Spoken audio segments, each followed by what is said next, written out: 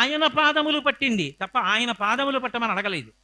ఆయన పాదములు పట్టింది అన్న మాటకు అర్థం ఏమిటంటే ఆమె ధర్మపత్నిగా ఆయనని అనుగమించింది. ఆయన ఆమెకి ఇచ్చిన స్థానం గుండెల్లో ఇచ్చాడు.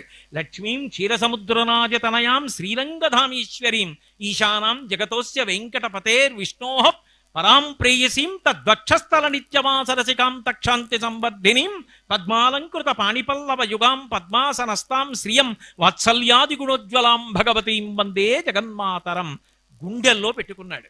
అంటే భర్తని అనుగమించిన భార్య ఎవరుంటుందో ఆమె ఆయన గుండెల్లోకి చేరుతుంది సుమా.